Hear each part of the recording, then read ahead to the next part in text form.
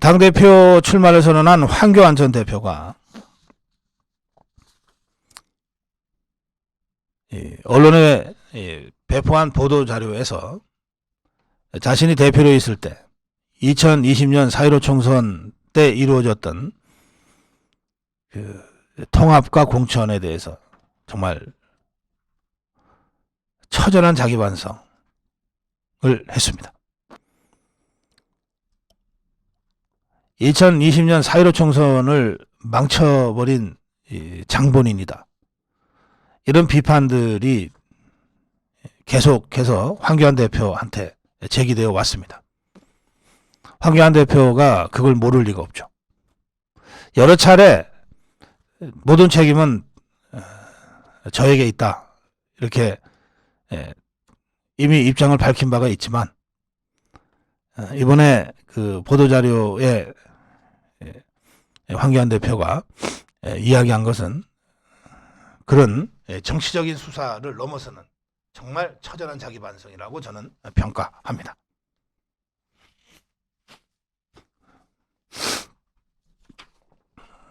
이 보도자료에 나와 있는 내용은 이렇습니다. 위기의 나라와 당과 국민을 위한다는 생각으로 많은 리스크를 안고 추진했던 바른미래당과 통합이 천추의 한이 됐다. 통합하려고 받아들였는데 우리 당에 들어와서 끼리끼리 집단을 만들었다. 마치 민주당처럼 만들었다. 당의 정체성을 무너뜨렸다. 통합을 위해 데려왔으나 통합은커녕 분열만 조장했다.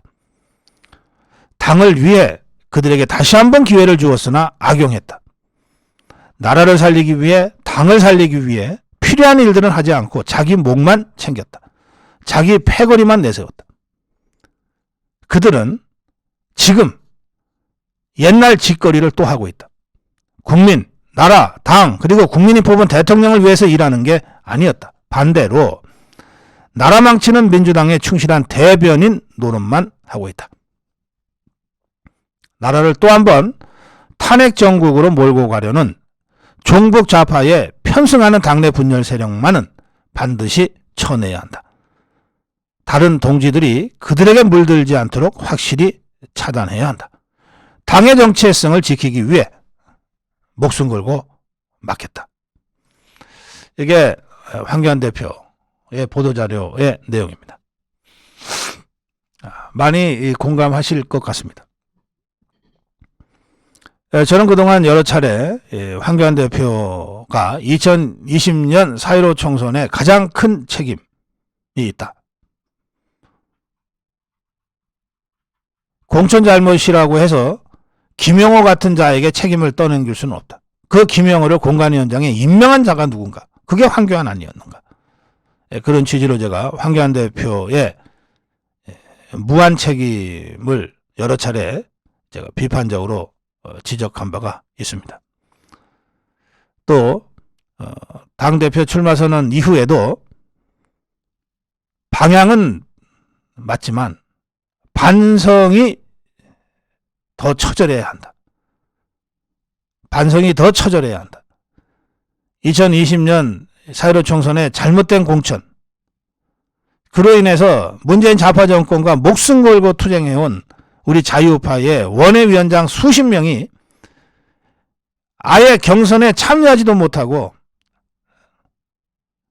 탈락하게 된 이 처절한 상황에 대한 반성이 부족하다. 제가 그런 취지의 논평도 여러 차례 한 바가 있습니다.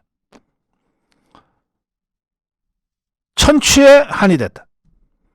통합을 위해서 데려왔지만 분열만 조장했다. 그들은 자기 목만 챙겼다.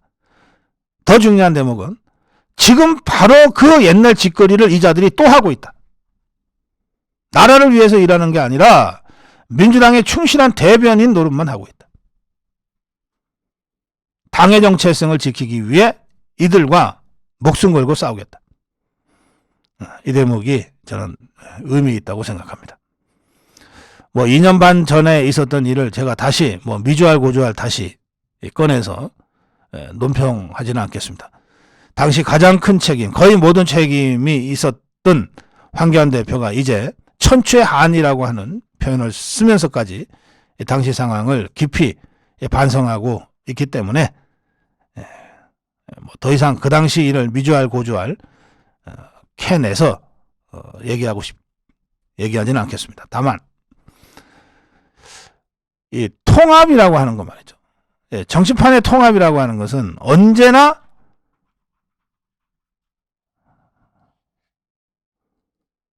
정당하다고 간주됩니다. 그러나 그렇지 않아요. 그 당시 2년 반 전에도 개혁과 통합 두 가지 과제를 제가 얘기하면서 이렇게까지 말씀드렸습니다. 개혁은 필요 조건이고 통합은 충분 조건이다. 개혁은 필요 조건이다. 안 하면 진다. 통합을 100번 해도 개혁을 안 하면 진다. 그러나 통합을 못하더라도 제대로 된 공천 개혁만 한다면 이길 수 있다.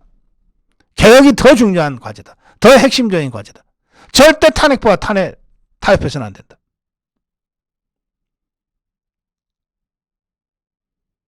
절대 탄핵파와 타협해서는 안 된다. 차제에 대통령을 탄핵하고 당을 죽이기 위해서 바깥에다가 집단적으로 탈당해서 당을 만들었던 자들한테 또다시 기회를 줘서는 안 된다. 한 번 배신한 자, 두 번 배신하고 세 번 배신한다. 이 개혁공천의 원칙을 분명히 할 때 통합도 따라오는 것이고, 설사 그 과정에서 통합이 안 되더라도 개혁만으로도 선거에서 이길 수 있다. 그런데 통합한다고 하는 명분으로 결과적으로 개혁을 단행하지 못하면 통합하고서도 진다. 저는 내후년 총선도 똑같이 말씀드립니다. 지금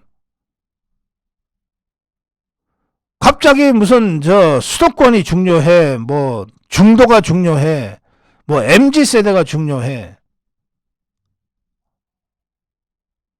그러면서 2년 반 전에 있었던 이른바 실체 없는 통합론, 사실상 공천개혁을 저지시키기 위한 기득권자들의 통합론이 기승을 떨었던 것처럼, 그리고 거기에 황교안 대표가 완전히 말려버렸는데 지금 그 2년 반 전에 그 유령이 스물스물 기어나오고 있어요.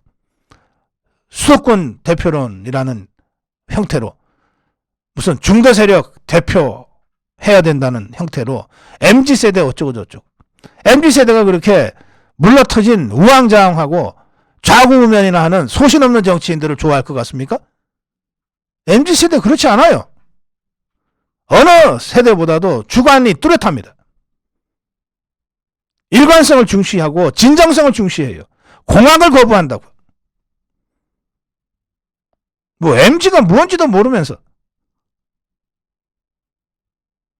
수도권에 있는 대중들이 왜 맨날 여기 갔다 저기 갔다 한다고 생각합니까?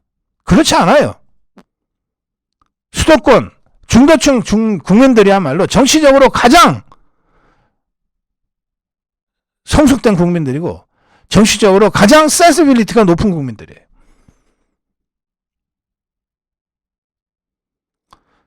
윤석열 대통령이 노동개혁, 교육개혁, 연금개혁, 문재인 좌파정권, 이재명 좌파정권에 수년, 수십 년간 쌓인 적폐를 하나하나 척결하면서 법과 원칙을 바로 세워나갈 때 가장 열광하고 지지해줄 사람들이 바로 수도권, 중도층, MZ세대들이라고.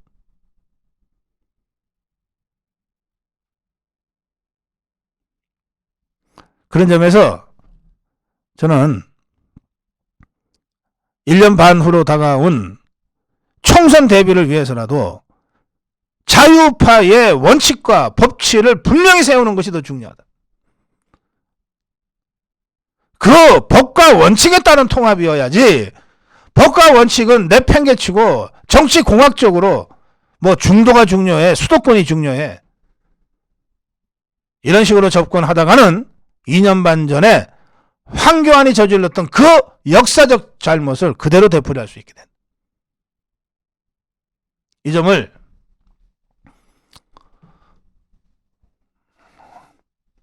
황교안 대표의 이 처절한 반성문